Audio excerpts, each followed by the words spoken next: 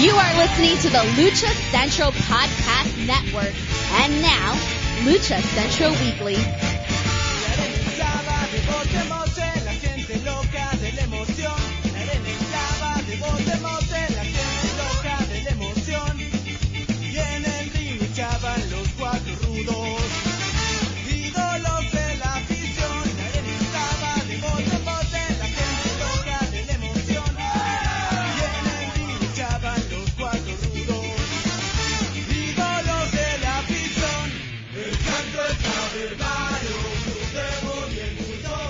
Hello and welcome to another edition of the Lucha Central Weekly Podcast. This is the podcast that lets you know all of the latest happening in the world of Lucha Libre. Each week our team discusses news and events from this past week as well as preview the week ahead, covering Mexico-based promotions and top independents along with luchador-related news from throughout the United States. The Lucha Central Weekly Podcast is part of the Lucha Central Podcast Network on luchacentral.com.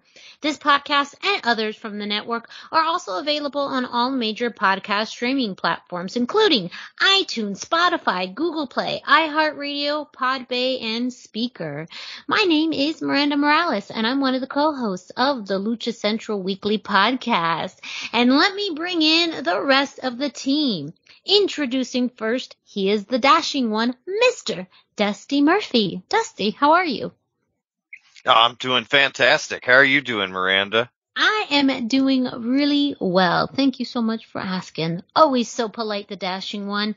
And, well, we can't do this show without the third member of this team, and that's who? Who? Oh, Dusty. What happened? Did we lose? There may have been a bit of a delay where that who came.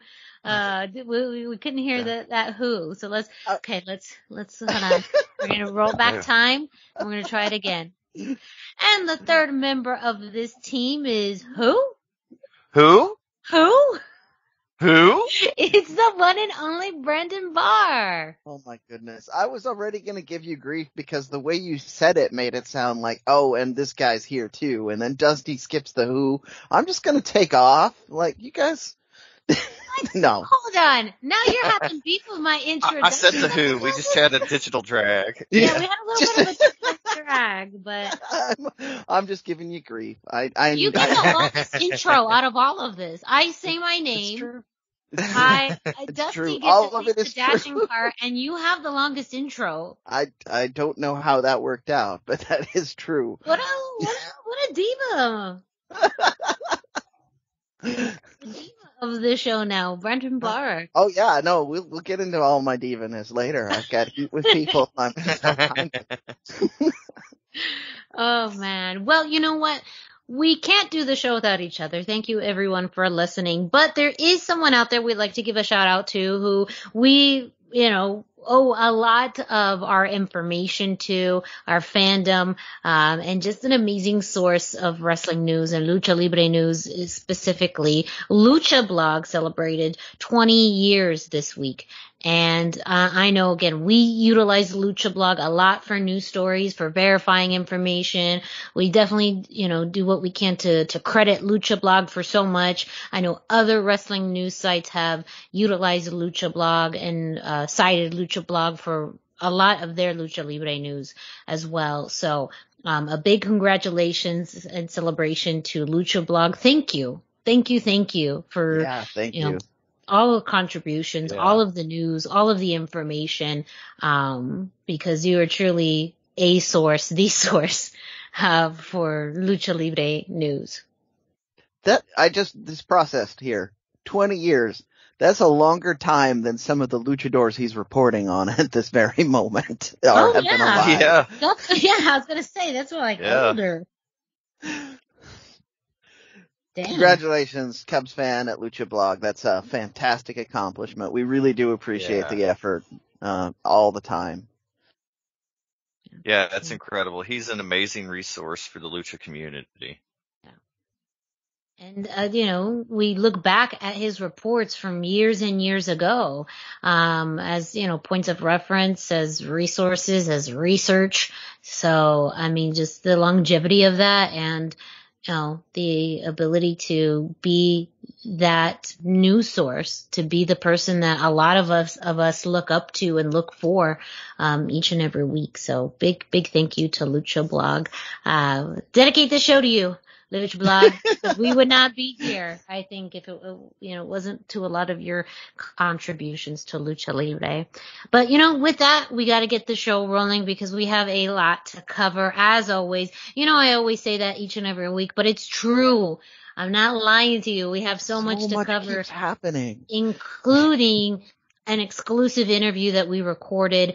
We will talk more about that a little bit later on. I'm not even going to tease it right now, but we recorded a great interview this week, of someone who you've seen all over, and we can't wait for you to listen to that interview. But first off, we're going to start with the road back to shows with Brendan. So speaking of the Cubs fans' massive contributions, I would not be as up to date on what a mess Mexico City is without Lucha Blog giving it to me in a nice, concise manner here. But I've stopped updating the colors as we've documented over the week, but there's been some interesting developments. The city of Leon has banned Lucha Libre among other public events for the time being. So they have decided maybe it's not a good idea to have 50 to 200 people in close quarters with each other in this weird pandemic era anyway. That's unfortunately that means lots of wrestlers not working again like we had early on. So I do wish them luck and hope that they find a healthy compromise in the near future. And then on the other side of this, Quintana Roo is now requiring fans to show a proof of vaccination in order to be allowed inside the building. So this was something that happened when I was in Las Vegas. It's awkward and time consuming, but ultimately I feel it could be important if you're going to have a large gathering of people to have proof of that. We can't require everybody walk in with a test, but at least if you're vaccinated, you're reducing the odds. So I guess that's good. I don't know. But there we are. That is what our COVID preparations have looked like this week. In other news, we're going to move on to the Rush injury report. Sports Illustrated talked to Rush. He explained that the doctor told him if he didn't have surgery in a few years, it would make the situation worse and worse over time, which is very true. Having had my own rotator cuff injury, that's exactly the phrasing they use. They're like, if you don't take the time off and do the physical therapy now, the injury will degenerate. So I do believe that he probably had a similar conversation. He did confirm that his contract is going to expire, but has not really left us with any hints on what we're going to do. I think he's doing that on purpose because he's a smart guy and knows that if everybody's speculating that he's going to go somewhere else, then he'll be relevant through this whole injury cycle. That's just my opinion, but he's a smart guy, and that's what a smart guy would do. ROH isn't filming anything for a while anyway, so we'll see what's happening there. But that's our Rush update. And then we have some interesting developments with what is the opposite of a friend of the show? Somebody we talk a lot of smack about on this show. Well, we don't. Hold on. Let's not use the royal. Don't use that collectively. Because I've actually not said anything bad about him. No, you actually You actually met the guy and kind of like him. That's fair. Yes, I do. I just wanted to, so let's not go over big Yeah. misreporting on ourselves out here. But to answer your question, if you were going to talk about the opposite of a friend, would that be a nemesis of the show? I feel like that's the best way. Your nemesis, really. My nemesis. Definitely my nemesis. Psycho Clown is coming to the States a little more. He has a GCW debut at their 10/23 show in Los Angeles. And one of the reasons that, he and I are having more issues is because he broke a story that I was all set for us to talk about in depth. But he'll be at the PWR Santa Rosa on November 22nd, along with a number of other talents that we will break down on next week's segment, but the updates will be on the website in between. So check on that. But Psycho Clown coming to America, whether you want him to, like Miranda, or not, like me. No, I kid. I think him coming up here is a great idea. And then our last thing is, we were about to talk about in the Indie Roundup that we just had the big return of PWR, but we're building towards another big return, the PCW Ultra Show, October 22nd. There's LAX versus Warbees, Viva Van versus Ruby Rays are a couple of the ones that we'll be definitely keeping a very close eye on this show. I will be down at the show. We're doing everything we can to make it kind of a big deal because some friends are on the show. Other things are going on. I don't want to make it sound like it's friends are the reason. That just helps. Just makes me generate more excitement. But that is where we're going to be looking at next. So as just like we did with Pro Wrestling Revolution, we will probably be giving you updates, reports, and more in the coming weeks for that October 22nd show, PCW Ultra. And that is my road back to shows. So now we're going to move on to the Indie Roundup. I'm going to start with PWG had a show on Sunday the 26th. They had 3 the Lucha related matches. They had a bunch. They had a few more matches, but 3 definite Lucha ones. You had Dragon Lee and Aramis in the mid card there. Dragon Lee won this one. But, goodness, I want to see, all 3 of these I want to see, but that one intrigues me. We'll be talking more about Aramis later in the show. We can kind of talk about his style and how I think he matches up well with Dragon Lee. Then we had Black Taurus and Flamita against Brody King and Tommy End. Brody King and Tommy End wound up winning this one. But my goodness, please, the team of Black Taurus, and I'm hoping it was Demonic Flamita, more of this, please. And then Bandito, who is your PWG World Champion, did successfully defend his title. It looks like, from what I could see, it was Davey Richards, and I think there was another gentleman involved, but I ran out of time. But Bandito, still the champion. And there you go. That's our PWG. Exciting stuff. Without a Cause Wrestling up here in Washington had Sonico in another match against Cole Radrick. This was kind of the beginning of a feud. They've been twitting for a while against each other. Last show, Sonico called out Cole Radrick before getting a great match with Jordan Oasis. This week was the payoff for all the Twitter. This show was the payoff for all the Twitter talk.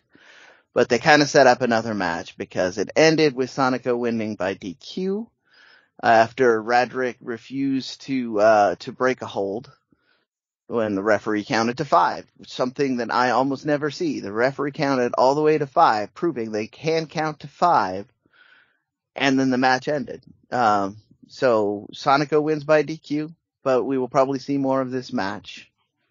And then here's the one. Miranda and I were at Pro Wrestling Revolution last Saturday. They had 5 matches, including a Dragon Scramble, which, the action was too fast and furious for me to keep track of all the wrestlers. I had the card on there, but it was pretty obvious to me that the card did not match up with the wrestlers, so, we're gonna go with, Kuhui, El Kuhui. Yes, Is El the, Kukui yes. was the winner of that match. It was a scramble in which 2 competitors started in the ring, and then a group of, I believe, 4 additional competitors came in after 2 minutes, 1 or 2 minutes.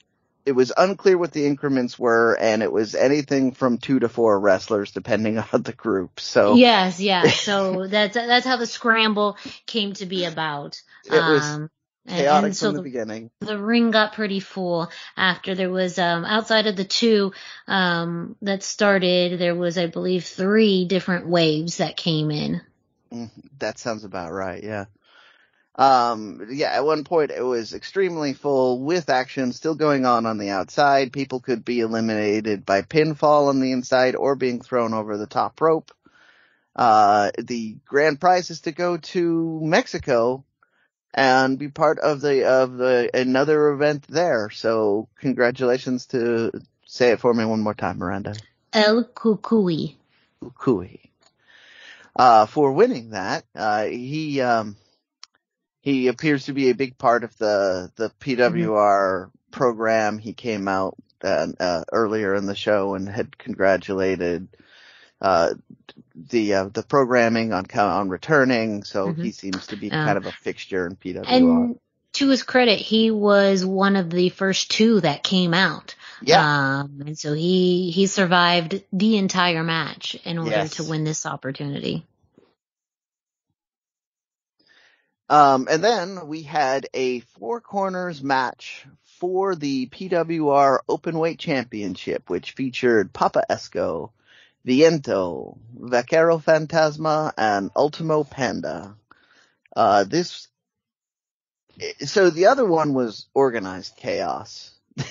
This was just 3 big guys in Viento, trying to beat each other up.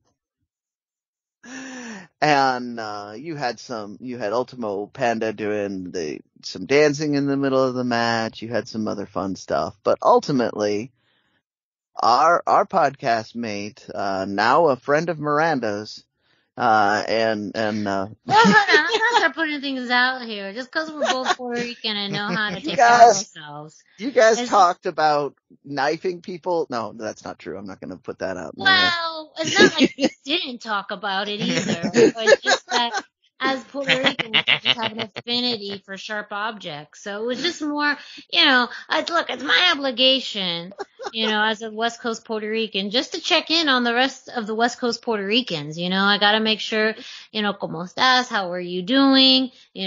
What's happening with you? So we just had a very brief conversation. I like to check in on all my West Coast Ricans. It was the first time myself and Brendan had actually met Papo in person as well. So it was absolutely great to meet him. He is as bad and as mean as he looks and sounds. So, that is authentic. But, I think that it wasn't too much of a surprise with the result of this match when you think about, us. Yeah, not to us. You had the athleticism of, the others in the match. I think Ultimo Panda himself is always that wild card you can never quite predict. But Papo came in to win it, and he did just that. It's interesting that you referred to the athleticism of the wrestlers and then you transitioned immediately to Ultimo Panda, who had multiple spots about getting gassed in this match. Well, I just meant he is the wild card. That's my best way of describing Ultimo Panda. He is the wild card. He was exhausted in half the match. That is true. He exhausted himself trying to chop Papo Esco to the ground, which had me literally dying, because that's how I think it almost had him dying too, man. I was worried he would need CPR in that ring. It's true. So Papo Esco did win the Openweight Championship. There was a brief moment where we thought, oh, that's a nice moment. This is great. And then Papo Esco he started by beating up Viento, who offered him congratulations. Then some referees came out and they got the beat down. I think that was Gabe's son that came out, got the beat down. Yeah, a young, almost, young teenage boy, that got, slammed to the ground by Papo.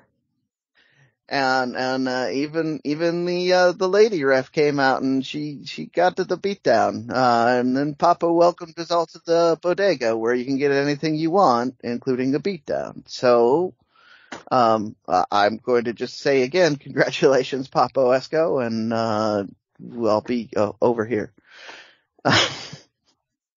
Yeah, we're gonna stay on this side of the mic. But a big congratulations to Papo Esco winning this championship. I mean, he talked about it after the match because Gabe, Ramirez did come out not very pleased with the actions of Papo Esco. I mean, he really took out all of the officials, everyone who just tried to get in his way. And Papo made the point where, look, everyone can be happy that PWR is back. Everyone can, celebrate, but this is business for him. He's in the business of winning and getting championships and making statements. And he doesn't seem to let any of those emotions of, PWR returning, of, respecting Gabe as a promoter to get in the way of what he's here to do. Well, I mean, more to the point, it seemed like it had its place. He expressed those emotions at the beginning when they were congratulating Gabe on wrangling everything and making it happen again. Then when it was time for him to win, he won his championship, and then he reminded everybody of who he is. So, everything has its place, I guess is the way to put that. So we're gonna move on to the next match, which was not even close to the same kind of feel-good moment, because you had the Border Patrol, La Migra, against Adrian Quest and Fidel Bravo for the PWR Tag Team Championship, which was announced as having been vacated. I know when I was speaking with Pep about this, he thought that Los Luchas were the champions, so those of you keeping score at home, the title was vacated before this match. Nobody gave us any backstory as to why. So the Border Patrol against Adrian Quest, and Fidel Bravo. As you probably could tell from our lead-in, the Border Patrol won. You can make all the reasons you want. There was definitely a crooked ref. He even came out wearing their colors. Rudo ref, I loved it. Yeah, what would a lucha show be without a Rudo ref? Right? No, I did love it, but that's how it came down. It was still a fun match for sure.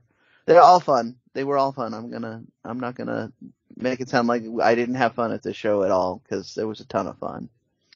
Then we had the one that I came into this looking forward to, because I finally got to see Lady Apache in action and in person. I've seen, obviously on the show, we've watched her a few times in the footage, but I got to see her in person against Baronessa for the PWR Women's Championship. This was unlike the Brawls and Chaos. There was a lot more llaves and action in the ring, some off the top rope stuff. All in all, a really good match, but it was two technical wrestlers that had a lot of respect for each other. So kind of a different feel from the rest of the show, which made it stand out. I don't, any thoughts on this one, Miranda? No, I mean, this was the second time I watched Baronessa wrestle, and the very first time of seeing, Lady Apache live, which was, really, like you said, watched videos of her. I know you've been watching them a lot longer than I have, but to see someone of that caliber in the ring, and really how she took control of that match, of the referee, of the entire stage, was fascinating. Yeah, I enjoyed that one. And then we had, our contenders match, which was Kratos representing the Border Patrol against Mysterioso in a number one contenders match, which is a term that I don't want to say never liked, but I've really come to not like more because the WWE abuses this too much. So much. Yes. But it was here. We had it. The winner of this goes on to face the heavyweight champion at a future event. It was a very physical contest with Mr. Kratos kind of trying to put his physical will against Mysterioso, who was trying to be a little faster, a little quicker. Once again, Kratos and his kind of rudo tactics came out on top. It was really not his superior strength, but his devious mind that kind of got them the win. And he will be the number one contender. So congratulations, I guess. We'll just move on to the next one. The main event. This one was insane for all the right reasons. Oh my goodness. Los Parks, consisting this time of LA Park and Hijo de LA Park, against Rayo de Jalisco Jr. and Mariachi Loco. And the intros didn't even finish before violence started breaking out. I believe it was chairs was the first weapon that was done. They jumped each other, then chairs, and then, brawling on the outside. At one point, Mariachi Loco was power bombed mere inches away from me. Had I had a center seat in the front row, I would have probably had a mariachi in my lap.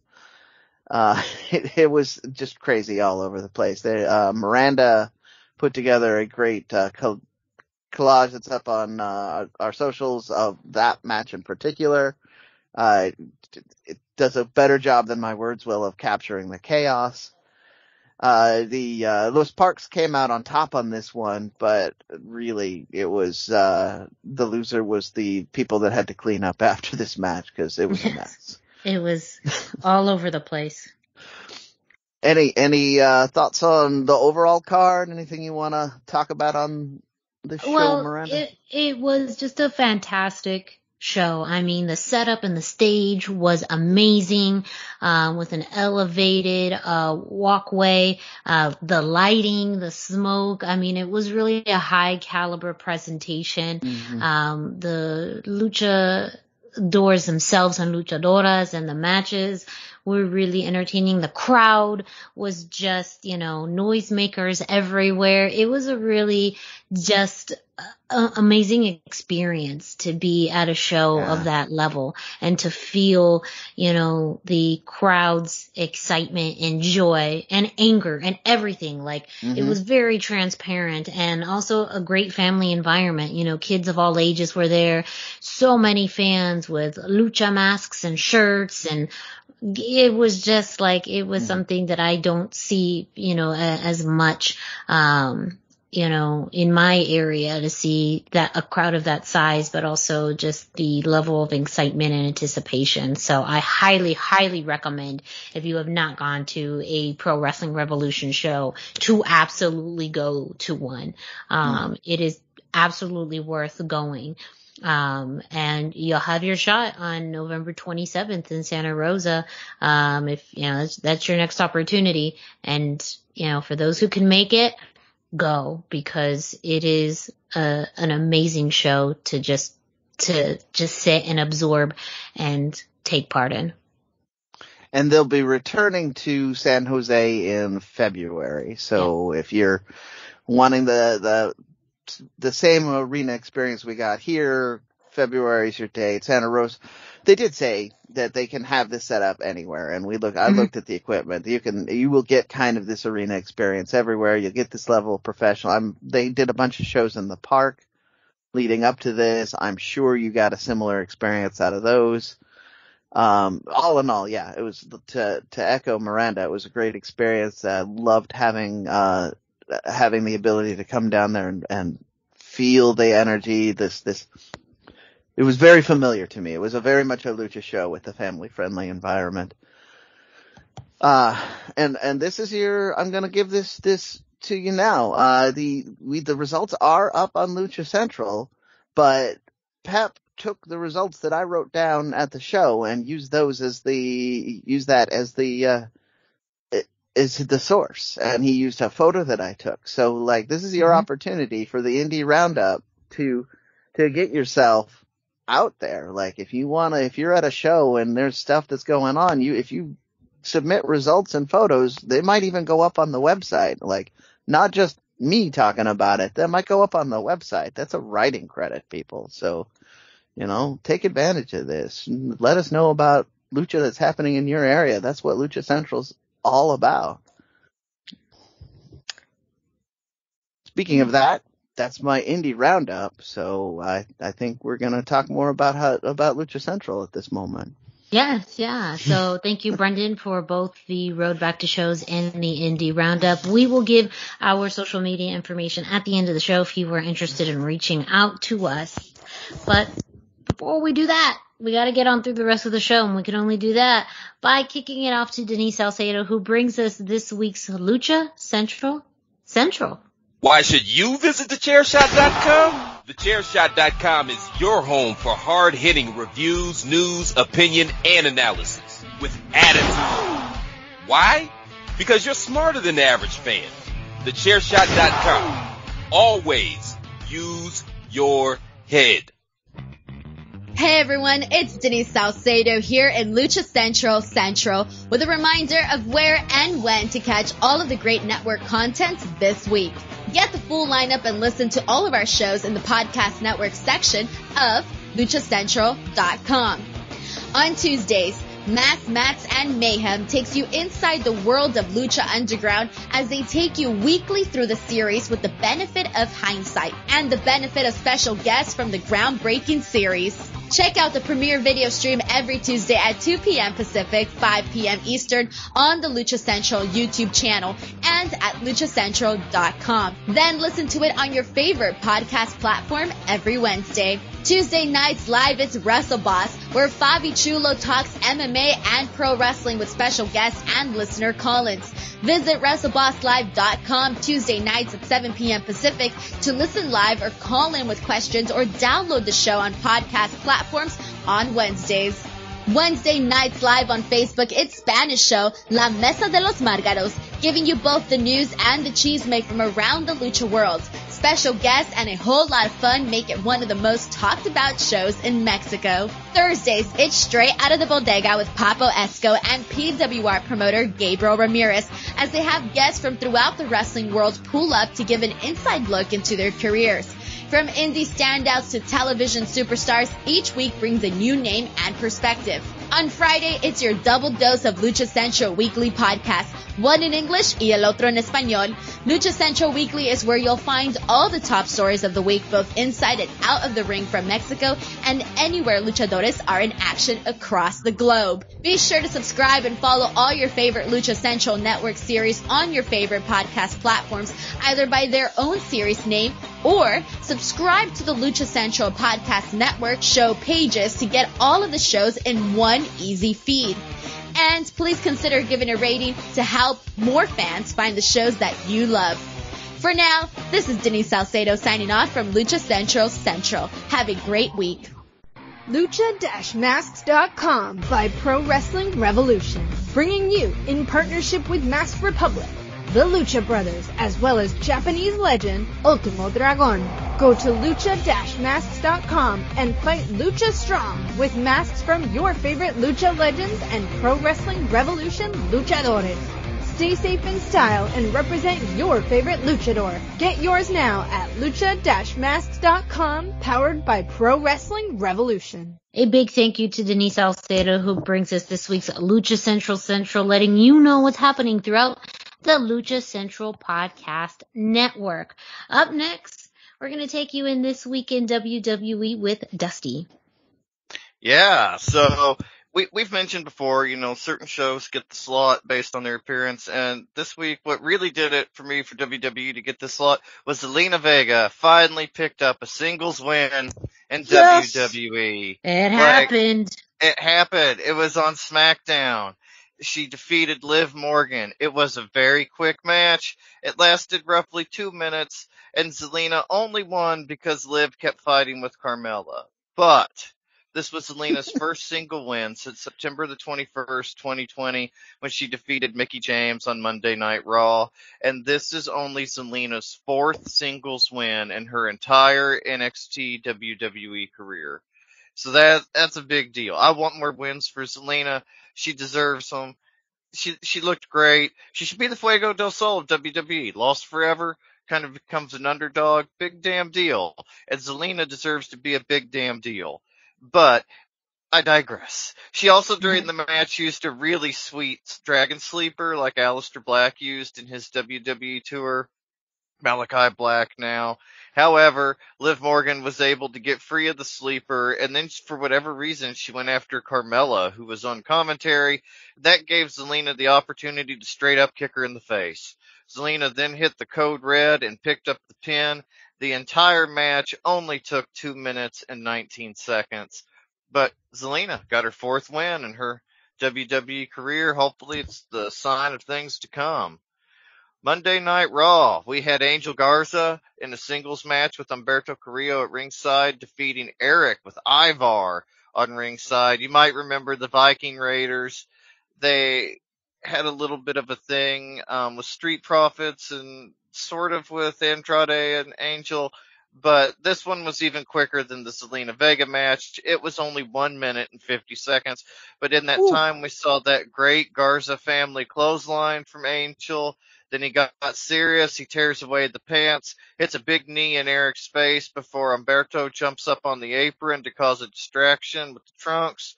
And Garza connects with a huge kick to the head. Then he got a beautiful wing clipper, picked up the win again, 10 seconds short of 2 minutes.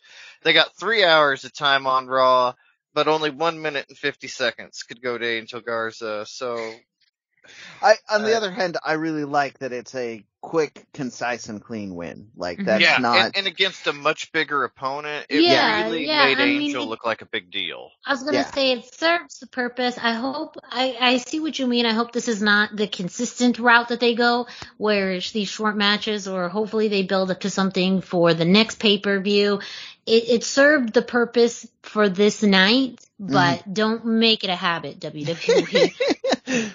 Well, unfortunately, we're trying to be optimistic about them on the show. That's the whole point. I liked the short match for this night. So tonight, this was a good thing. And it made Angel look dominant and strong in a way that I really liked too. I mean, he looked great. Also on Raw, Karrion Kross defeated Jackson Riker, and in keeping with our optimistic and positive news, that's all I'm going to say about that. Allow me to move on to my favorite WWE program, Main Event. Our second match on Main Event. Our first match was Mace versus a local enhancement talent in a squash. But the match I'm going to report on, John Morrison, Johnny Drip Drip, America's Most Wanted. He was against Drew Gulak. Morrison won, as you'd expect, but this match was it was just so good. It was even better than you'd expect. You expect it to be good when you hear these two names, but it was even better than that. Went for a touch over 7.5 minutes. Morrison is truly one of the most dazzling wrestlers out there today and has been for years. And his style, if it's your thing, is fantastic. I know a lot of people don't like the kind of showy stuff that he does. I love it. I love the flash and the panache that he brings. And Drew Gulak is an amazing wrestler, but he was an amazing base for so many of Morrison's moves. Yeah. We saw a lot of, like I say, panache that we just don't ordinarily see out of Morrison, especially lately, especially in WWE. And so it was a real thrill to kind of get this kind of match from him. I say it every week, but you should be watching WWE Main Event. There's hidden gems like this every week.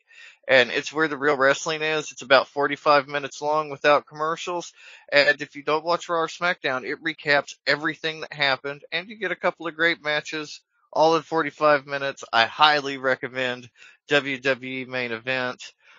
Sounds like the better way to watch the Raw to me, Right? honestly. Because you're gonna get 7 minutes of good match. You get real wrestling too. Can I just interject for a second here with you're talking about John Morrison's style? Because I was just having this conversation. Yeah. His style with a little extra bit of showiness actually enhances, in my mind, the athletic ability he has, because he will do something amazing and then he will make sure that everybody in the front row knows it, right? Which gives everybody at home time to realize that they just saw somebody defy the laws of physics. One of the biggest complaints I have on the indie style right now is that they do these jaw-dropping amazing moves, but they immediately then pop up to their feet and do another one. So you don't even have time to think about the one you just saw before another one happens. And I know that's some people's style, but I need a second. I just saw somebody break the laws of time and space. Yeah, and he does a lot of that in this match. You see these, like, no hands cartwheels and stuff that he's doing. Like, it's insane. Like, you just have to see it. Like, and I understand he doesn't fit the WWE mold, but the fact that John Morrison isn't world champion somewhere is like a real travesty right now, because his talent and ability is incredible. Or the fact that he's not elevating somebody to being world champion right now. He's too good for the spot that he's in, and Main Event really paints that picture clearly. So I highly recommend you check out Main Event this week and all the past weeks. There's been a lot of great Lucha content. If you're looking for the Lucha content in WWE, it's usually on Main Event. And, you know, hopefully maybe we can talk to Pep, get those Main Event results up on the website. We've definitely got SmackDown and Raw on the website. So check out luchacentral.com for all your WWE news, your Lucha news, and so much more. And it's at luchacentral.com. Yes. Well, Dusty, you ain't done yet. You did such a great job hyping up WWE. And there was some big moments in AEW. They really did. I know we go through these rundowns and discuss, what we're going to do and talk about this week. And then Tuesday night and Wednesday happens, and it just blows everything out of the water. So best laid plans, ladies and gentlemen, don't always go the way that we think, because, man, AEW threw out some big moments on Dynamite. I know you'll go over a few other things, but, man, Dynamite had packed some punches this week. Oh, it absolutely did. And we'll give a quick rundown of everything else till we get there. Dynamite's really the meat of the story this week. But first up, we had Friday Night Rampage, Lucha Bros and Proud and Powerful versus Hardy Family Office and Butcher and the Blade. This was an incredibly fun match. There were all of the high spots that you would kind of expect when you hear the participants involved.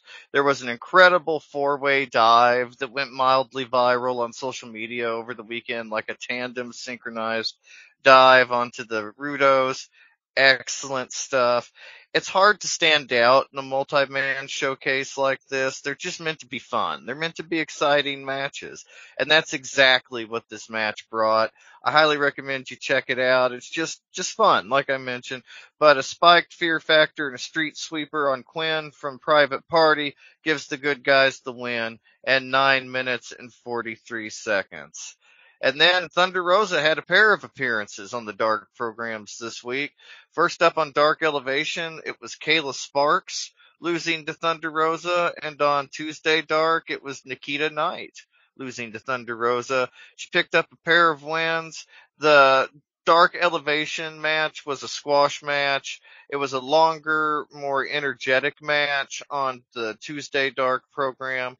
And I don't know. I come and go on these. I would like to see something more substantive and just more meaty from Thunder Rosa's work, but at the same time, she is like the best person for this. She runs a school, she recognizes talent, she's been all over the planet, and if you're bringing somebody in and saying, is this person any good? Should we give her a chance? Rosa's like the person you would want to check them out and say something. Yeah.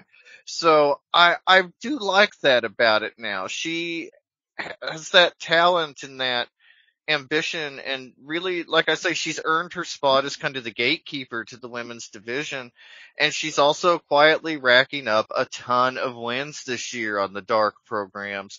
So her record will look insane when she eventually takes the title off of Britt Baker. I know that's going to happen. You heard it here first, but this is like the way they're showcasing Rosa. They've quickly become one of my favorite parts of Dark and Dark Elevation. It only takes a minute to watch her matches, and her work is just so fluid and crisp and believable. Like you believe it every time. And yeah, highly recommend those. But then, like we said, if it's Wednesday night, we've got Dynamite.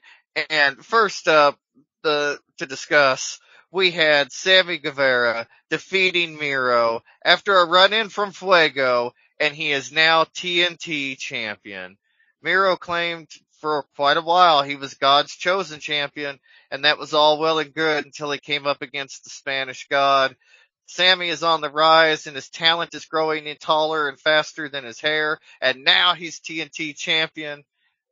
I loved it. Like, this was such a fun match. We got to see Fuego make the run in, to distract Miro as he was pulling the turnbuckle covers off. We saw Sammy hit the tornado DDT in honor of his friend Fuego.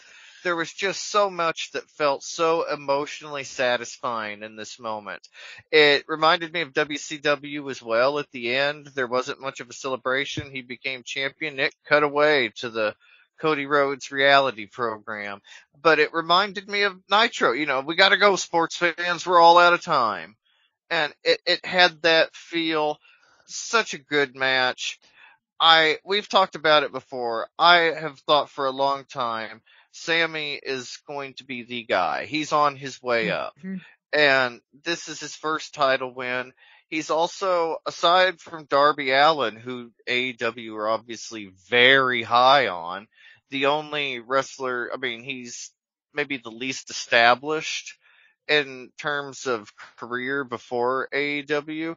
And so, he's the freshest face, I guess would be the way to put on it. He's the freshest face that's held the TNT title. Yeah. And it's such an exciting spot for him. We've seen this kind of be, I think this is where, with Darby, it was more of a sidestep to main event talent because he's had some incredible matches, but not much of a title picture. I think with Miro, we're going to see him move up to the world title picture. And I think that's where this is going for Sammy too. It's such a, I don't know, just a special moment. It just felt very special seeing him win. I don't know how else to describe it. I recommend everybody check it out. It was an incredible spot, incredible moment, especially if you're a Sammy fan. We're all Sammy fans on the show, but it was definitely cool. And then the other part of the show that was very interesting, Andrade showed up to speak to Lucha Bros. He had his own translator with him. They had Alex Abrahantes with him. He asked where Pac was. And then he kind of challenges them for the AAA titles. He wants to know why they haven't defended them. There was a hilarious moment with Penta giving the Cerro Miedo to Andrade's challenger, and he turned into it like a young girl turning her cheek for a kiss to get the Cerro Miedo right in his face. I would have done the same thing. I want to stress something you just said here, because a couple people online were missed the script on this. He didn't challenge for the AEW tag titles. He challenged for the AAA titles. AAA. Yeah. Much more exciting. And part of what makes it so exciting is, like, within the last week, CM Punk was chatting with a fan on Twitter, strangely enough, and they asked him his dream matches, and he said that his dream tag match would be to partner with Bryan Danielson against the Lucha Bros for the AAA tag team titles, masks and titles versus hair and beard. in an Apuestas match. And so now there's been the beard was part of that. That's great. I was gonna say Yeah. the Apuestas match to end all Apuestas matches. But now that we've seen Andrade challenge and also the challenges of AEW to kind of find something for him, there's been a lot of speculation, or some speculation at least, that maybe CM Punk could partner with Andrade to challenge for these titles. That was my thought, since he's already mentioned that he wanted that AAA championship, and my goodness, it would be, I mean, I think you're about to break it down, but it would be a good move. So, carry on. Oh yeah, such a great move. Punk in AAA would be amazing for eyes in AAA, even though they don't have much U.S. distribution at the moment due to the ongoing lawsuit. To get CM Punk just challenging for the AAA titles, that's worldwide eyes. That's eyes everywhere. That's name recognition that they haven't had in years. And the rub that it gives to Andrade, like, he's one of the best. We know he's one of the best. Punk knows he's one of the best. I guarantee it. And the rub that he would get from, literally rubbing shoulders with somebody like CM Punk in a tag team situation would be huge. It would do so much to correct his velocity in AEW. Adam Cole's only been there like 2 weeks, right? And he's had more matches than Andrade's had. Yeah. They've got to do something with him. And pairing him up with CM Punk for the AAA tag titles would be pretty exciting. Yeah. Yes. Yeah, it's entirely possible that as we talked about with Andrade before, that he got derailed by things that were happening. Like they had to miss the match with him on the pay-per-view. They put it on Rampage. It was a phenomenal match, but that was a circumstance that put him a little less in the spotlight. And then the speculation was that they were probably going to have a huge pop with him coming out with Ric Flair. And obviously in the current climate, Ric Flair is not going to be anywhere near AEW TV anytime soon. So, right.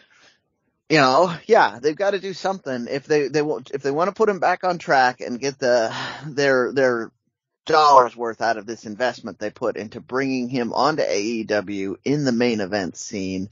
They gotta put some shine on him for people. And that was part of why I like the AAA championship challenge too, because he can win that. Like, they're not going to take the belts off of the Lucha Brothers, but AAA might let Andrade hold the AAA championship.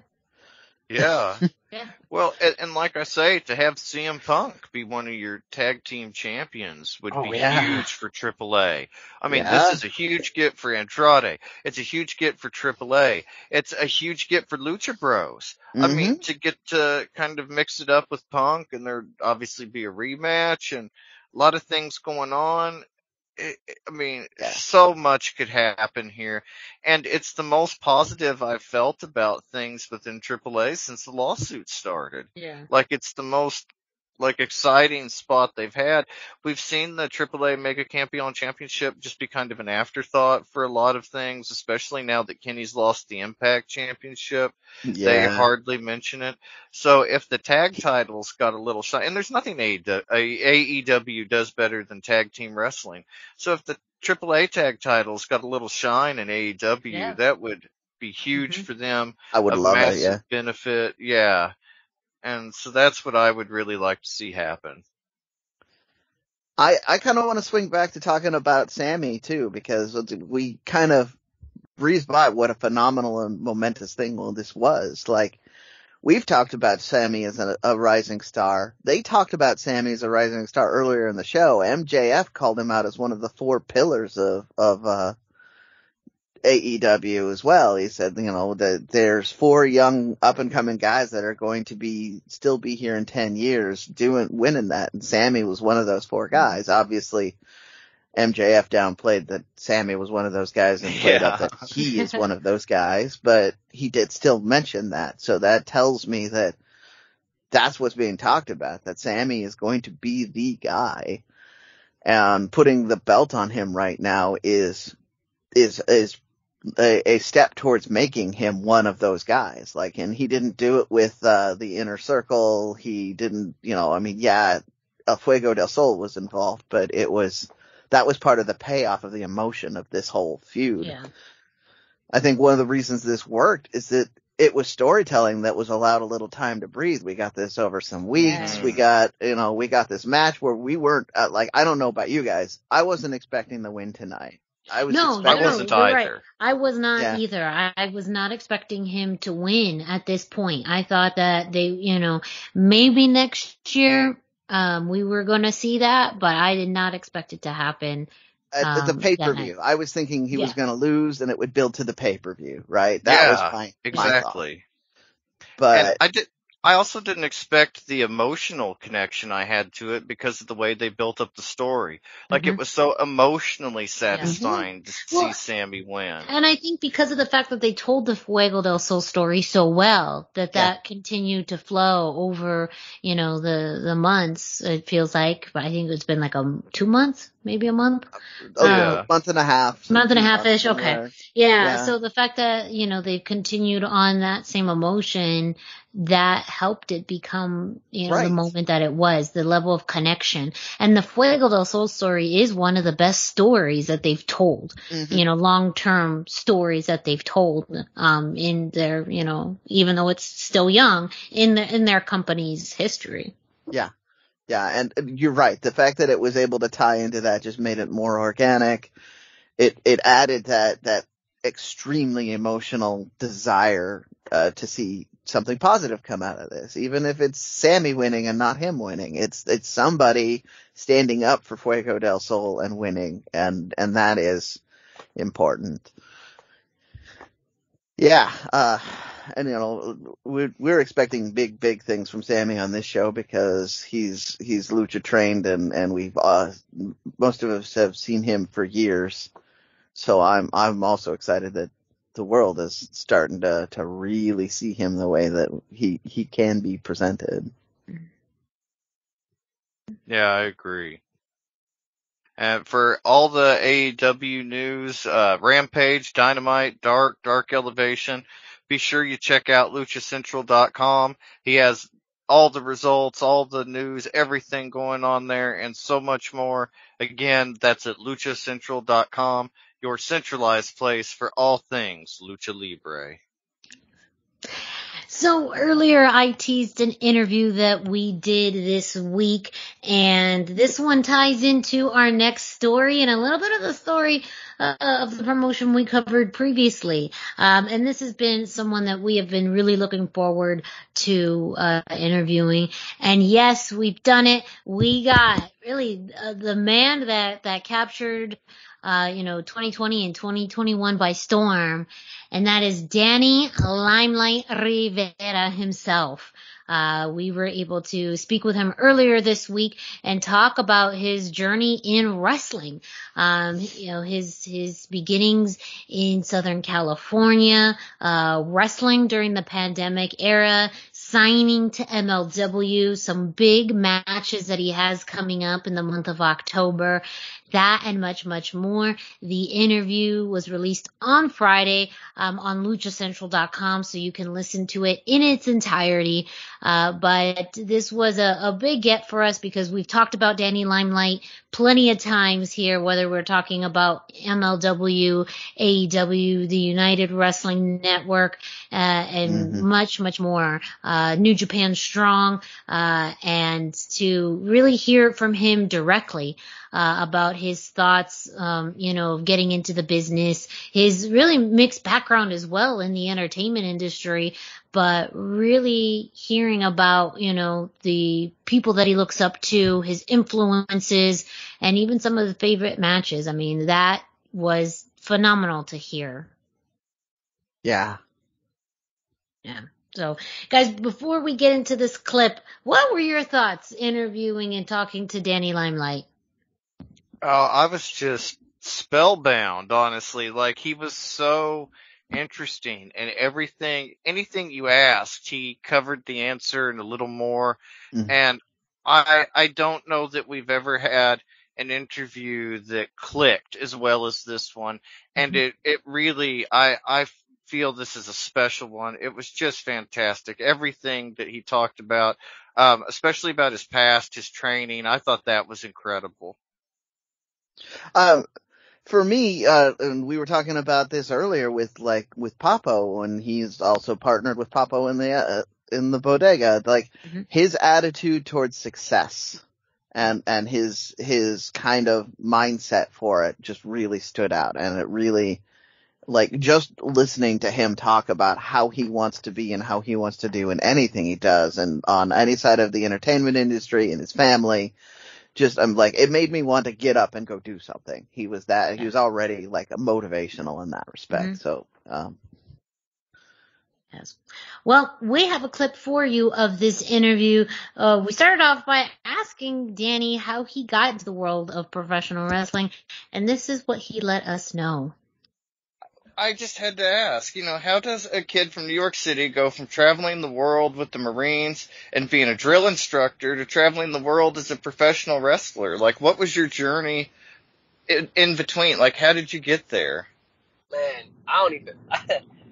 it's crazy when I think about it sometimes because, growing up in the streets of Brooklyn as a kid, trouble, knucklehead, whatever you want to label me as growing up, even though I was like a little problem child, I always knew that there was so much more from life that I wanted. Like, I always knew that I wanted to be bigger. I wanted to be in the limelight. I wanted to leave the stoop. I wanted to get out of that 4-block radius. A lot of people from New York City, they had the New York state of mind and they never leave New York. But I knew that I wanted more. And so joining the Marine Corps at 17 years old, traveling the world, the first place the Marine Corps sent me was Japan. I was there for 2 years from 18 to 20 years old in another country, no family around, just my brothers and sisters from the Marine Corps, And I think that kind of gave me the bug of wanting to just be somewhere else other than New York City. And I think it kind of gave me that bug of like wanting to see the world because there's so much out there. A lot of people don't get that luxury of being able to travel and go see places or going on vacations and stuff like that. And I didn't have that as a kid. I never got to travel. I think one time my parents took me to Florida with my siblings, to go to like Disney World. But I was young. I don't really remember it. And a lot of people from New York, when they go on vacation or they leave New York, they go to Florida. That's like what everybody does in New York City. So for me, to have that privilege of being able to travel on the government's dime with the Marine Corps, going to Japan and Thailand, Cambodia, Malaysia, the Philippines, Australia, all those deployments that I did with 31st Marine Expeditionary Unit, and then landing in California and San Diego, going to be a drill instructor, and then stumbling into professional wrestling, which was something that I loved to watch as a kid. As a kid, I wanted to be a wrestler. I got photos of me as a child with, WWF belts and stuff like that. And I used to jump and wrestle with my dad and, have all these cool names that I would have named myself, which I didn't use any of them because they're not as cool as I thought they were. But I wanted to travel. I wanted to see the world. I wanted to have fun. And honestly, like, life is so short. And I just wanted to do everything that I wanted to do, which is why I didn't hesitate, which is why I took the chance on wrestling, which is why I said I wanted to go be an actor, and I went and did that. Because if you sit at home or you tell yourself, I'm okay here, I'm fine here, then that's where you'll always be. And me, I'm never satisfied. I always want more from life. I always feel like there's more that I should be doing. And in order for me to get there, there's certain steps that I have to take. And so traveling from the Marine Corps, now traveling for wrestling, it's been awesome. I've had so much fun. I was looking at it like, I used to be afraid of planes. And I used to ever since 9/11 happened, I had like a little fear of planes and stuff like that. And this last year alone, my American Airlines account, like 40,000 plus travel miles. Awesome. Like, I'm doing things that I've always wanted to do, And that was a clip from our interview with Danny Limelight Rivera. That is now available on luchacentral.com and all major podcast streaming platforms. Make sure to check out the whole interview because we talk about so much, and that energy in just the beginning stays throughout the entire interview. Absolutely it does. It does not stop. No. And I mentioned it does not let up. And that's what I do. I gotta check out and just check in with all my West Costa Ricans because that's what I do. So that's what I do. So it was great to talk with him and again to get that insight on, his career and what's next. And with that, I teased what we're getting into. Go ahead. I do want to sneak in that he does talk about his match coming up in October at PCW Ultra. I did promise we're going to keep talking about that, so that is on that interview too. Yes. Sorry. We talk about how challenging his October is going to be. Because he has PCW Ultra, New Japan Strong, and this weekend he has MLW Fightland, which is the company we're going to be talking about next, MLW. Before we jump into Fightland, we are going to talk about this week in MLW because we kicked off with a lucha match. As we had talked about last week, we were told we were going to get Aries versus Aramis for this week's episode of Alpha Fusion, and this match was, to me, really great. As far as the energy, it was a great way to start the show. So much back and forth between Aries and Aramis. It started off with, Aramis really being more of the technical in this, and Aries being a little bit more of the rudo in this match. That evolved, though, throughout the match, because I feel like they matched each other's intensity. Their exchanges were outstanding.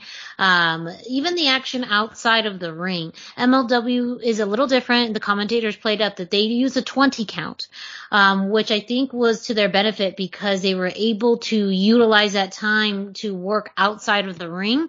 And for Aramis to land, I think it was some kind of moonsault, or at least flip, over the top rope, off the top turnbuckle onto Aries, during the middle of the match. And so I thought they had great chemistry. The fans, I think were gravitated towards the speed of their exchanges and how well they seemed to, be able to feed off of each other. Now, it could be viewed as kind of, spotty, as far as the fact that it was very much these quick exchanges back and forth. Again, everyone's taste in lucha is a little bit different, but if you liked the quickness, if you like this back and forth, if you like this being much more a bit of a choreographed fight, this is a really entertaining match. I think it really picks up at the end, though, because Aries goes for the shooting star press and Aramis gets out of the way, and then Aramis uses his finishing maneuver, which is a spinning torture rack type bomb, which is almost like a spinning torture rack into like a Blue Thunder bomb, which I thought was a really cool move to use at the end.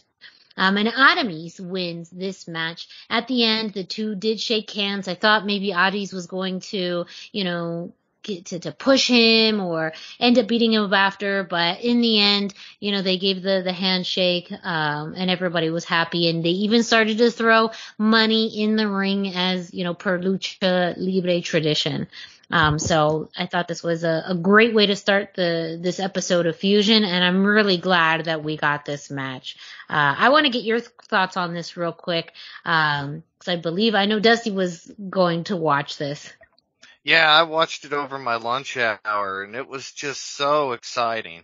Like, Aramis and Aries, they are the future of Lucha Libre, or at least of American Lucha Libre. Yes. These are guys that are so much on the rise. I think it was a genius move to put them against each other.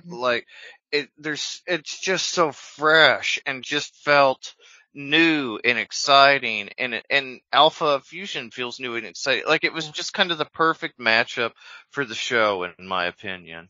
Yeah. No, I agree. And it wasn't a long match. Alpha Fusion is only an hour long. There was 2 other matches on there. But again, I think it was a great way to kick off the show. And it does show that MLW really places value in Lucha Libre and all of the styles of fighting that they have with their promotion. I am going to jump ahead a little bit into the episode because we did get a promo from 5150 LAX, talking smack about injustice. This looks like this is a feud that we are going to get in MLW, whether that's specifically addressed in Alpha Fusion or somewhere down the line. But LAX 5150 talking the best they did. Danny did a fantastic job. If you liked that promo he did on MLW this week, you are going to love the interview that we did with him, because there was definitely shades of that when he was talking. That was the same Danny that we talked, and that's the truth, you know. And I think the authenticity of him, of Slice, of Julius Smokes, all of them, they're just such a great trio, and I'm just so excited for them to be in MLW. And I think them versus Injustice is going to be a banger. I just know it. I just know it. With that, we do have MLW Fightland coming up this Saturday, October 22nd in Philadelphia. Some interesting match announcements have been made for Fightland. Earlier today, we did get an announcement that Cesar Duran will be at Fightland himself, so I'm sure there's going to be some footage that is taped that is going to be used in future episodes of Fusion. Also, he has brought to the table, created a 12-man survival tag team match with the elimination. It's an elimination style match, and it ends only when the members of one team have been all been eliminated. And Cesar Duran noted that a delightful reward awaits for the winner or winners. But to win, these teams will have to find a way to to cooperate and conquer.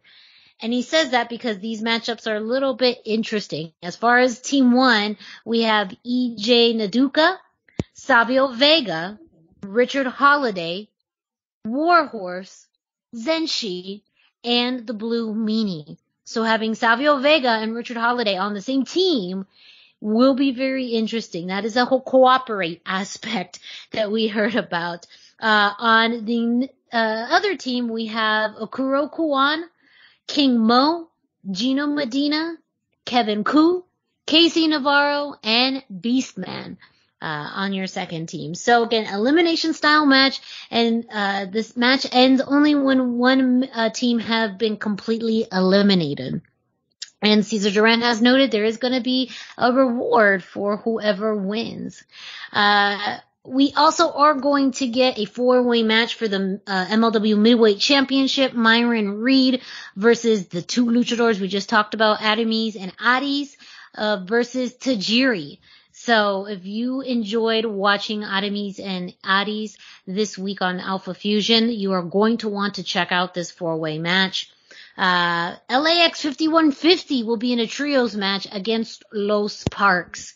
So I talked about that tough month that Danny Limelight is going to have.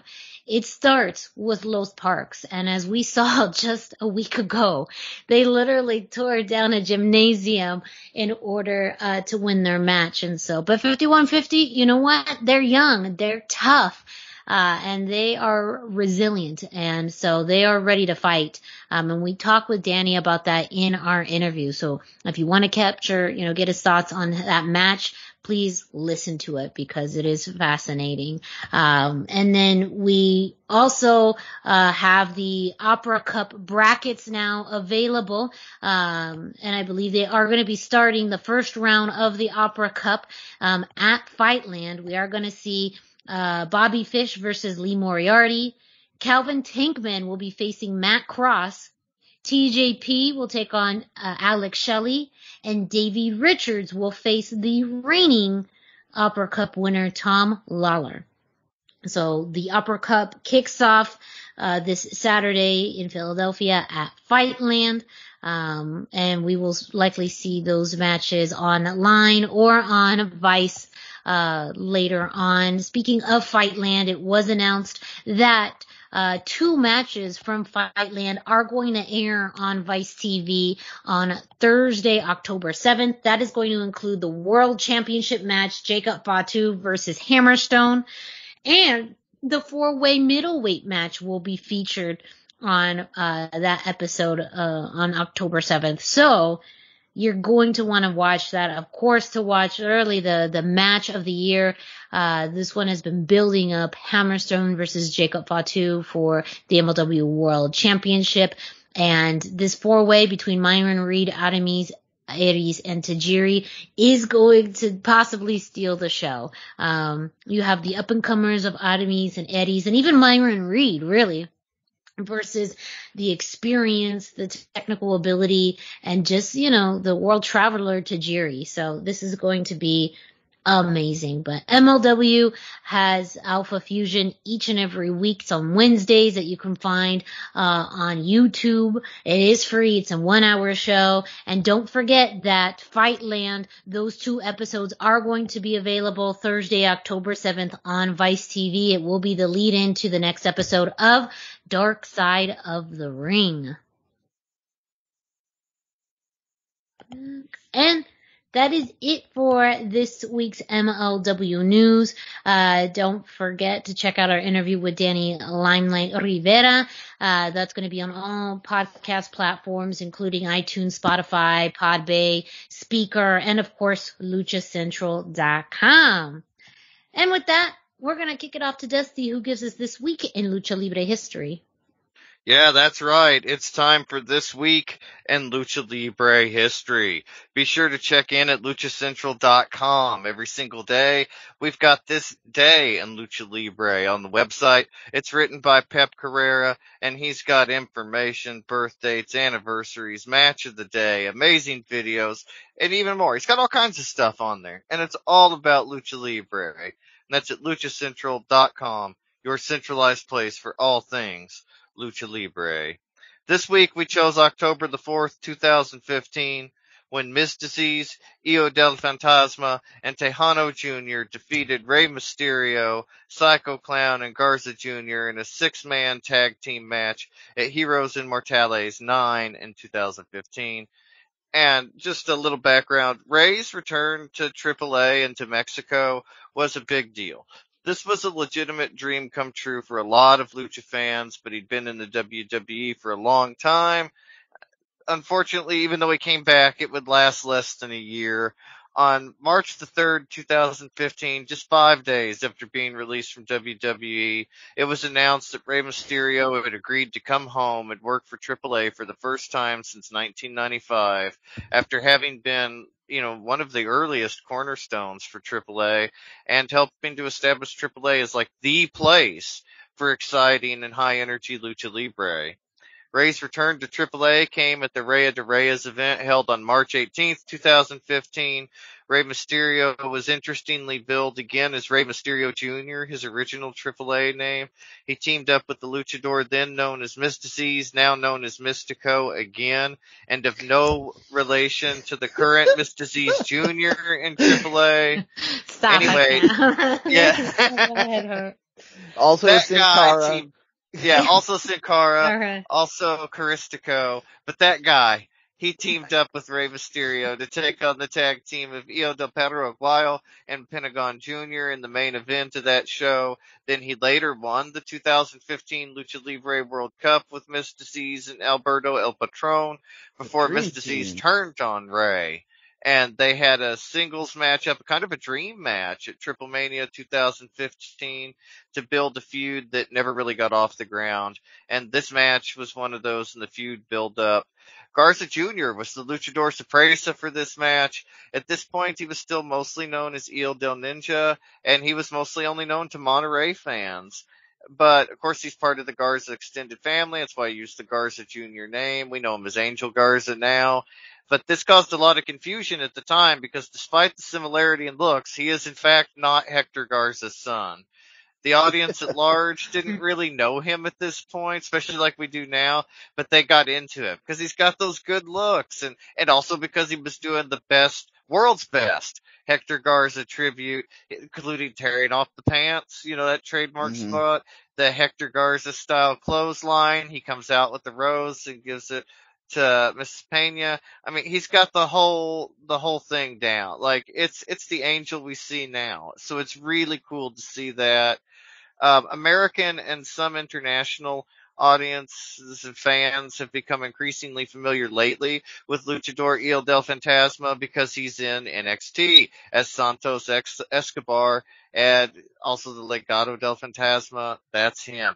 So there was a ton of talent stacked up in this match, and of several different eras of Lucha Libre. Right. You basically had 3 different Lucha generations of wrestlers in there, and it presented a really unique match and a unique opportunity. We also had Notorious Rudo El del Tarantes as referee.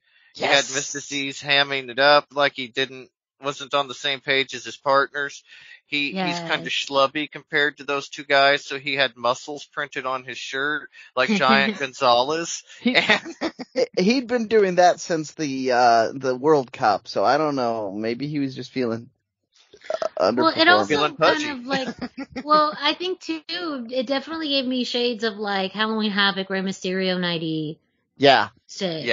Yeah, like just like in a worse color though, because it was like brown. Yeah, it was weird. It was just not good, but yes, the Giant Gonzalez analysis is very much a better. Yeah, no, and I remember thinking that at the time too. Like, we're channeling Giant Gonzalez. Why? You small. You are definitely not that small. But anyways. I also felt like it showcased who he was. He wanted to be a bigger than life superstar, and that was the whole beef with Rey Mysterio. The reason he turned on Mysterio in the first place is because even when Mysterio wasn't in Mexico, everybody was comparing him to Rey Mysterio, and he'd done the same thing. He'd gone to America, come back. Why weren't they talking about him? He wanted to be the star, so him wearing a muscle shirt to look bigger than life made perfect sense to me. And it's a great Rudo move in that way. Mm-hmm. Yeah. I also agree. So my first note is this was kind of the wind down of what was the last really like amazing generation of AAA. Like, nothing against today. Right. COVID probably derailed a lot of the magic that was going to happen, but you had Rey Mysterio, you had Mystices, you had Tejano, who was still Nova Hot after Lucha Underground. You know, they were, the reason they put Garza in this match was to elevate him so that he could become, part of that mix and move forward. And you just had all of that going on, and that was what made this match interesting. And also, like you said, this was, I swear that their plan was to build to an Apuestas match, because you had that Triple Mania match with the grand entrances and a finish that was not very satisfying, which made you want to see them fight again. Then you were going to have this tag match and probably a couple more where they went at it, but they were it was part of a bigger story. And Conan's talked about it. The build up for an Apuestas match can last a year to multiple years, so I felt like that very much felt like that's what they were doing, and we never did get the payoff for that, because Ray went back to WWE, Mystices went back to being Caristico, on his way to being,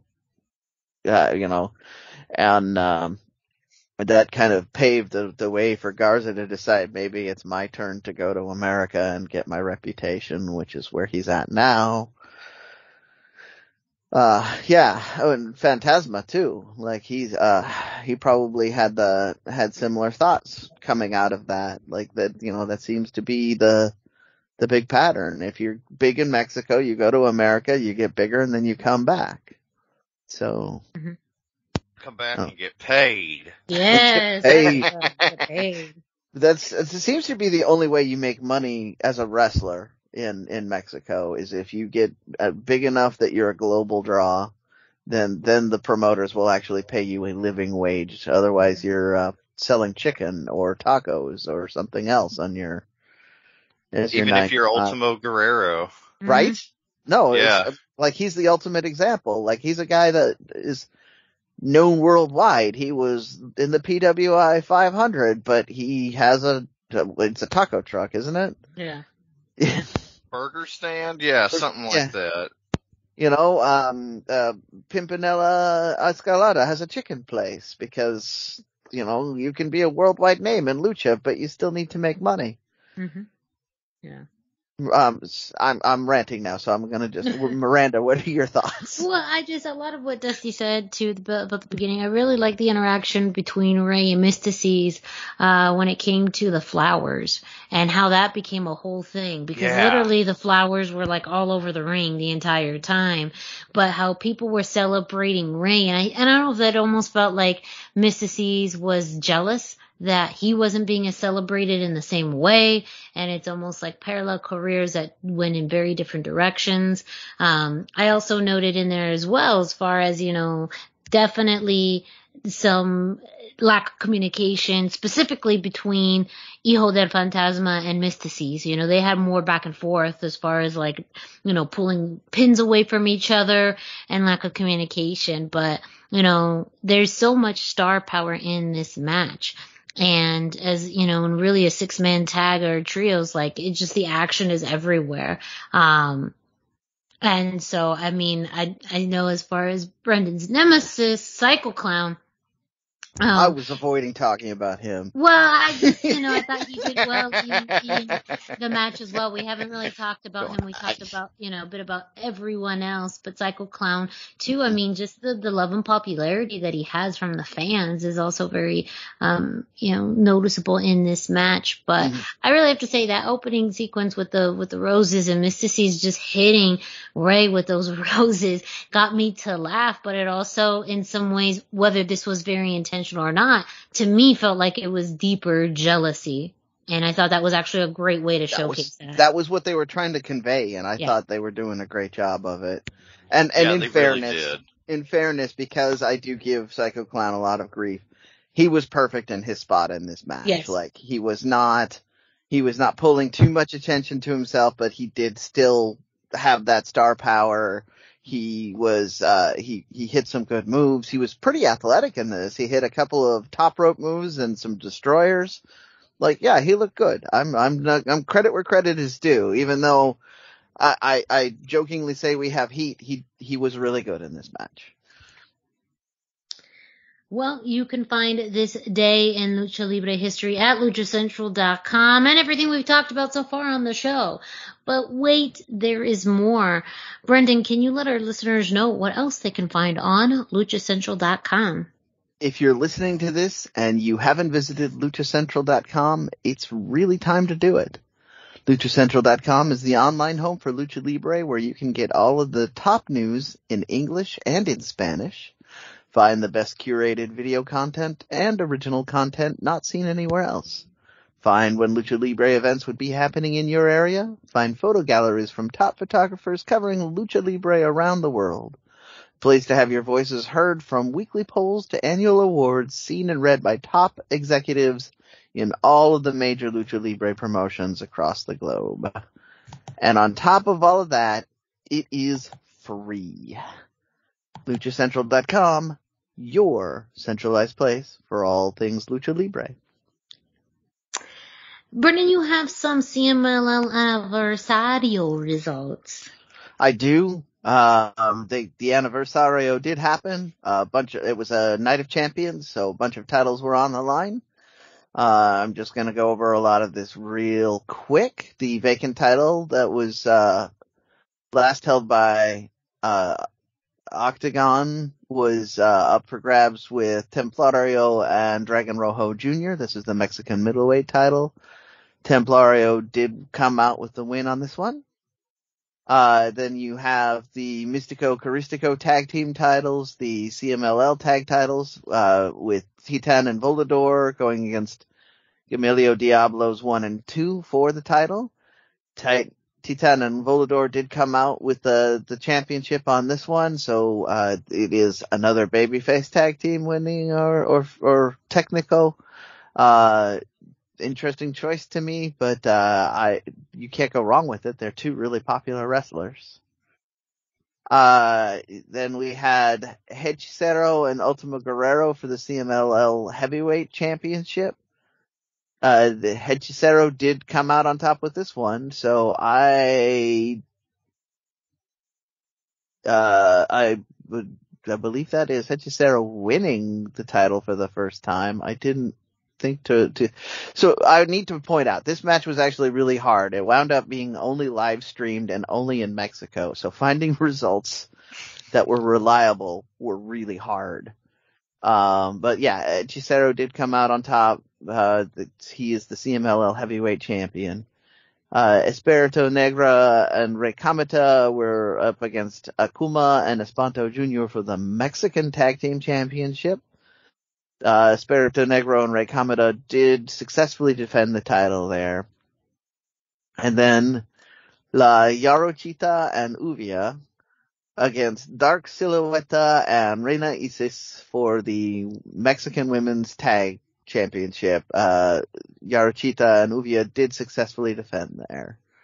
So that was the anniversario. The big stories really being Titan and Volador filling in for Mystico and Caristico and Hechicero with the CML Heavyweight Championship.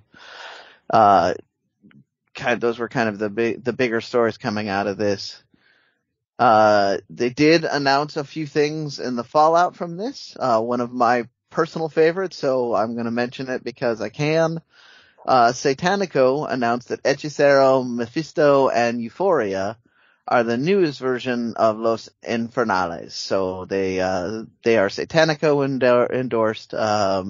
Mephisto has been kind of a mainstay in that faction for a little while, so they added Hechicero and Euphoria.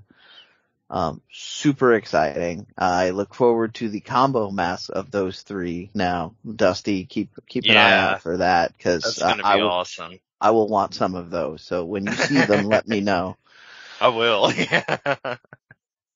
And they also announced the Grand Prix for the ladies, and they've announced some matches. So I was off air. I was talking about this a couple days ago that I didn't get to mention. I was afraid I wasn't going to get to talk about it, but they have officially announced these pairings here. Amapola, Dark Silueta, La Yarochita, Uvia, Marcela, Princesa Sugihit, Reina Isis, Dallas, Momo Kogo, Sonia, Stephanie Vacker, Tsukasa Fujimoto, Tsukishi. So some of the ice ribbon women that we were talking about in previous weeks. And then Avispa Dorada is returning to CMLL as well. So we have here a full lineup. That is the ladies that will be in the Grand Prix. Generally, this is Mexico versus the world. So, Avispa Dorada, Dallas, the ladies from Ice Ribbon will all be wrestling against people like Yarochita and Uvia in various contests. So, super exciting. I know Avispa had said personally that she's super excited to be able to go back to Mexico and participate. She really missed it.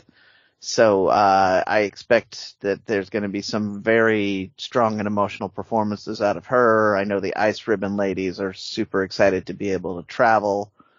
So we'll probably see a lot of really good, kind of emotional and grabbing matches out of this. Super excited to see this coming up. That's going to be, on the 10/8. They're going to start the Grand Prix. That's on their Friday show. It should be, if I'm reading this right, it should just be on their free YouTube channel for you to watch. Great. Thank you, Brendan, for those CMLL results. Up next, we have This Week in NXT, and there are 3 matches that I'm going to highlight.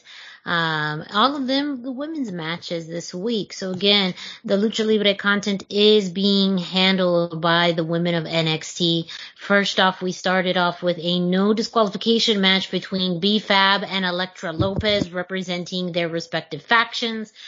The show started off with Hit Row out there cutting a promo in the ring. It seemed very babyface-ish because they were kind of doing like a review of, like the women's division and things happening in WWE. So it felt like very much of a babyface thing to do.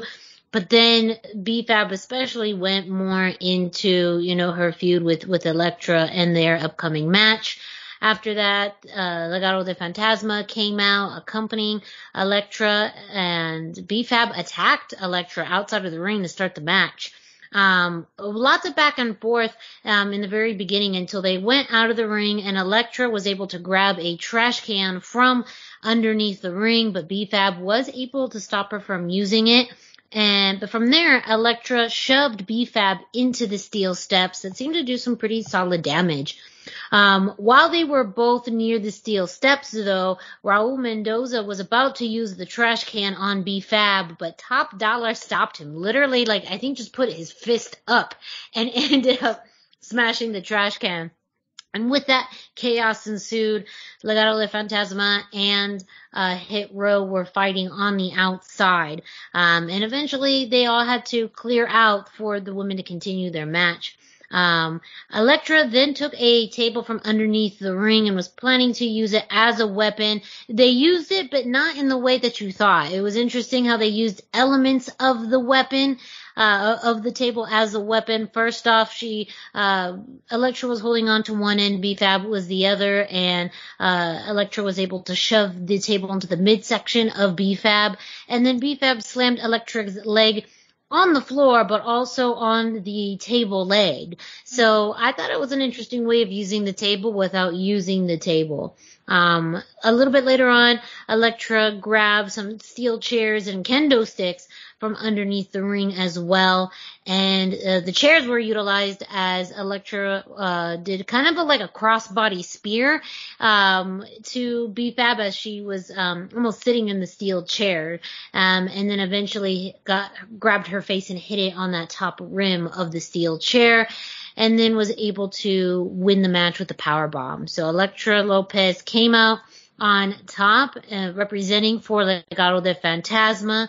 And now I am interested to see how this evolves now that we have, this feud between the women established and even somewhat complete. Does this mean, what we're going to see more of the feud? There has been some speculation coming up this week about the draft that Hit Row as a faction has been looked at to possibly move on to Raw or SmackDown.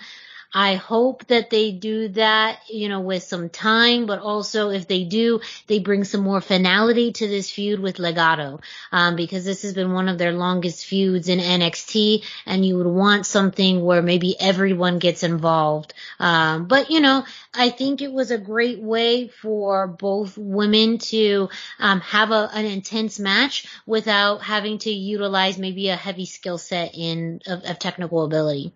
Up next, we had the NXT Women's Tag Team Championships on the line. Zoe Stark and Io Shirai defended their titles against Gigi Dolan and JC Jane of Toxic Attraction. This one, I just want to highlight some of the great moves by Io Shirai, of course, with her lucha background. She was able to hit a 619 in this match. Of course, anyone always marks out for a 619. Zoe Stark, though, too, I always have to commend her for her technical ability. Always, she's always ready to jump off the top rope. I believe she was able to land some kind of, was it a head scissors or some kind of I think it was the corkscrew moonsault that she was able to do, but she wasn't able to land it directly on JC Jane. But Zoe Stark is one who has high flying ability as well. However, towards the end of the match, we did have some distractions happening with, of course, Mandy Rose there in support of Toxic Attraction. That was able to help with enough of a distraction where Zoe Stark was able to distract, I believe it was JC Jane, and then Io Shirai was able to hit the moonsault on, I believe Gigi Dolan, for the win. Yes. So sorry, that one was a little fuzzy in memory. But, I think the thing is that even though there's still some tension between Io and Zoe, they really did have to work together this week in order to avoid all of the distractions, and interference from Mandy Rose. And with that, we get into the main event of the night, the NXT Women's Championship match. And I have some mixed feelings about this match. And maybe we'll have just like a slight, mini, tiny therapy session about this because my expectations were very high. You had Frankie Monet, who had so much level years of experience, such great personality, going up against Raquel Gonzalez. Now, a lot of the trash talking in the match was what I had hoped for in promo work. Raquel Gonzalez yelling at Frankie saying, "What's so funny, Weta?" And they were just yelling at each other in Spanish. It was great. I loved it. And I loved the selling by Frankie Monet. I think in general she sells so well. And it's just, very, I think it worked to her advantage in this match because of the strength and size of Raquel Gonzalez. You really wanted to sell everything that Raquel was doing. And Frankie did utilize her time outside of the ring to create some space and rest. And that helped because there was a moment when Raquel Gonzalez was on the steps and Frankie swept her feet up and Raquel fell off the steps. And that was such a hard hit. Frankie worked the lower back of Raquel, which later on would make more sense. She ended up putting a knee to her back and then a foot stomp on the back, which also then landed her face on the canvas. And the damage was done because when Raquel Gonzalez tried to lift Frankie up for the Chingona bomb, she couldn't because of the damage to her back. However, when Frankie hit the ropes, Raquel was able to use that momentum to land the Chingona bomb for the win. And so, I felt like there could have been so much more in this match. I understand it was for television, but this could have been an absolutely takeover caliber because when Frankie gets into the ring with that level of intensity, I mean, we've seen it. She can get brutal, and I would have loved to see more of that in this match or in any match with Raquel Gonzalez. And again, the shit talking between them, like money, what a way to celebrate Hispanic Heritage Month with two girls talking crap to each other in Spanish in a ring. But that's what we do, apparently. But, and in the end, what happened though, too, is that, Toxic Attraction came out, laid out Raquel Gonzalez. So it does look like, specifically maybe Mandy Rose is going to be next in line to challenge Raquel Gonzalez. So it also feels like this chapter has ended already. And it just feels like there was so much they could have done. They postponed this for 2 weeks too. So, I just feel like there's so much more that could have been told. There's so much more that could have been done in this match. Overall, I'm happy with the performance. And like I said, it was the little things that made the difference with the selling and, really being very particular about what spots to hit. But their facial expressions and their energy in the ring was something I really enjoyed. So, Yeah, it was, yeah. I mean, it looked like it was a very fun match. I think the real issue was that after 2 weeks, it was impossible to get on TV a match that was going to meet up with the hype that was in our heads. And then you had that, just kind of realization that we're probably not going to get a rematch of it because they gave us the Toxic Attraction. It makes my heart hurt though. It makes it I'm really hurts. my I don't know grief, why. I don't even know why it hurts as much as it does. I just feel like there's so much more that could have been explored that we're not going to get. You and I are on the same page. I think they're going to would have gotten a better set of matches out of Frankie than they will out of anybody in Toxic Attraction. Mm-hmm. And that is nothing against them. That is just how much respect we have for Taya / Frankie. So, I mean, I don't know. It is what it is, unfortunately. NXT is going a direction that I'm not liking, so I think that's generally this is a symptom of that. Yeah. It's kind of a bummer, but it's a great match. Again, Taya is selling and her facial expressions. We haven't seen that in Taya, especially in a while, because of the fact that her matches in NXT have been squash matches. So to have that level of competition for the first time, honestly, since we've seen her in Impact, that's it's just something that you kind of reminisce and see. And you even get that more when she's covered in blood in all her AAA matches. Again, the range that this woman has can be unmatched. This woman has range. Yeah. And we knew they weren't going to use her properly in WWE. So, It's Well, in WWE. We had hope with NXT. yes, yeah, I was gonna say, like, I think we were excited in the NXT that we knew 2 months ago. The NXT that we know now is not, I think, granted though, it's hard to see looking at the landscape now, like what would have been a competitive environment for her. I can't go back and say, yeah, AEW would have been a better choice, because I can't say that, really. No.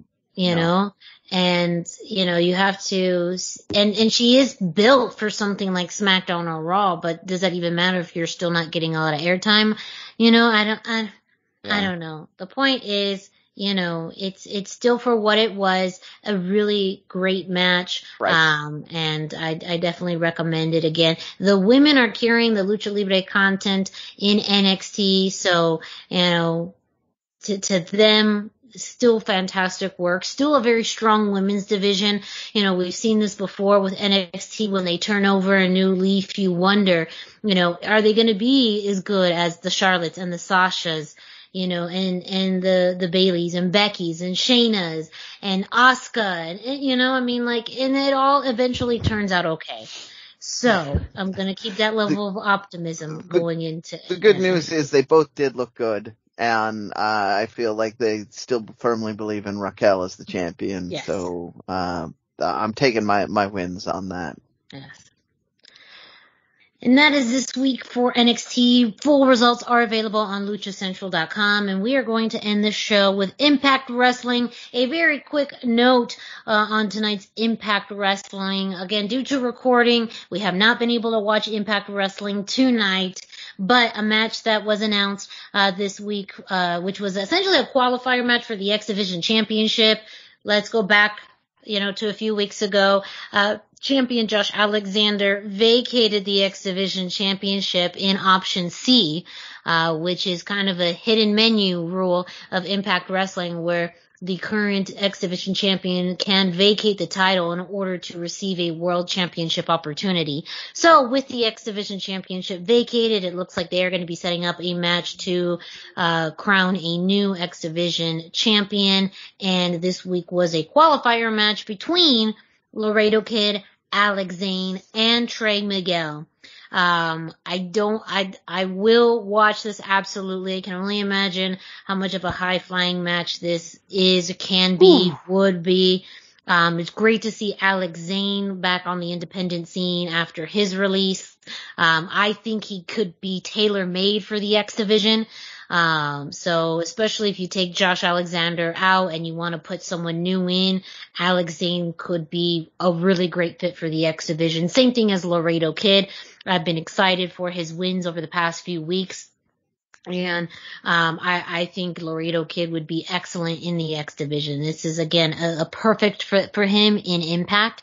And, the X Division has also been pretty well known for kind of having a myriad of different types of talent, whether they be high flying, whether they be, strong, whether they be, energetic, mischievous, whatever it may be, but very athletically gifted in very different ways. So, make sure you check that out on this week's Impact Wrestling. We will bring you more news, as far as, the road leading to Bound for Glory that is coming up. I do also want to make a note of some interesting news that came out of Impact Wrestling. This was just announced, and it's still very interesting, that I want to get just a quick thought on. Impact Wrestling is introducing a brand new title. It is the Impact Digital Media Championship. I don't have any notes of this because I've only just seen the photo announcement, so I don't have any information as to what this championship means, how it's going to be defended. It does look like they plan to crown this new champion at Bound for Glory. It does look like maybe anybody could get this championship, and looking at the promo videos, it's men and women, so it could be a championship that anybody could challenge for. But just a very interesting thought, to bring up a new championship and it specifically be dedicated to digital media? Question mark? Right? Yeah, I like that idea. It feels like it's made for like Matt Cardona or somebody Right? like that. You know, like they should have Is it going to be like, so did Matt Cardona like get this as part of his agreement? And he was like, yeah, and you're going to make up a new championship that I'm going to win. You guys done did it. I want to be champion. Cardona and Effie are beefing over who the true internet champion is right now, so not at all lucha related, but at this point, since you invoked Matt Cardona for equal time, I'm going to have to mention It's Effie. almost like Beetlejuice, if we say it. Yeah, so, but yeah, I love the idea. I love actually that the business expanding in ways that are relevant to the way society is shaping right now. And the internet is especially after the lockdown. Like, you know, this is something we need. We need more things like this. Okay. Well, that is it for this week's Lucha Central Weekly podcast. We told you we had a lot to cover, and we ain't lying, because we do this each and every single week.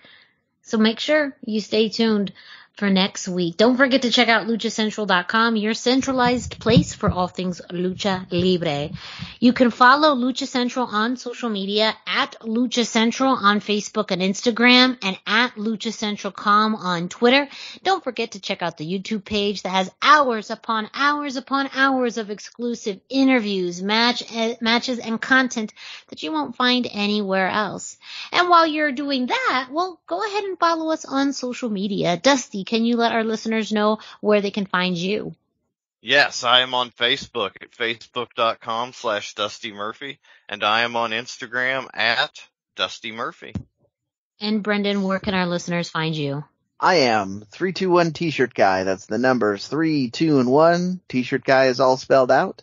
I am on Facebook. I'm on Instagram, and I'm all over the Twitters. And me, Miranda Morales, you can find me at the #Miranda, spelled out, on Instagram and Facebook.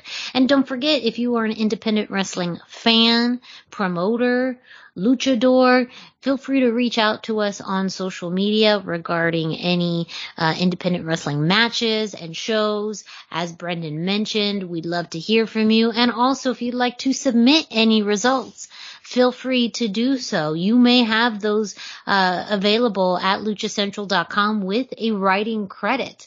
So you could even go big time with this, you guys. Right. And it could all start with luchacentral.com. Just remember us when you get big. Yeah.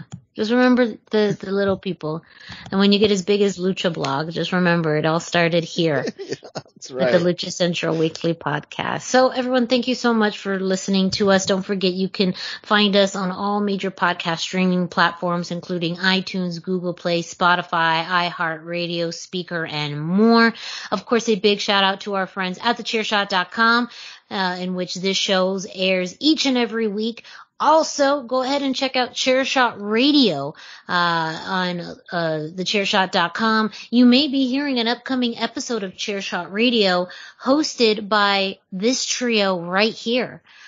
So that's a weekly, very short format podcast in which different topics are covered. We have been featured on Chairshot Radio a few times, and I believe we will be there next week. So make sure you check out thechairshot.com for this podcast and some other great content. And yeah, reach out to us on social media. Find us. The Danny Limelight interview is also now available. Make sure you check that out. And while you're doing that, don't forget to subscribe, rate, and review. Subscribe and get notification every time a new episode of the Lucha Central Weekly podcast drops or one of our interviews drops. Leave us a 5-star rating and feel free to give us a review. Let us know your thoughts on this week's topics, episodes, interviews, whatever it may be. Let us know. Well, for Dusty Murphy and Brendan Barr, my name is Miranda Morales. Thank you so much for listening, and we will be back with you next week.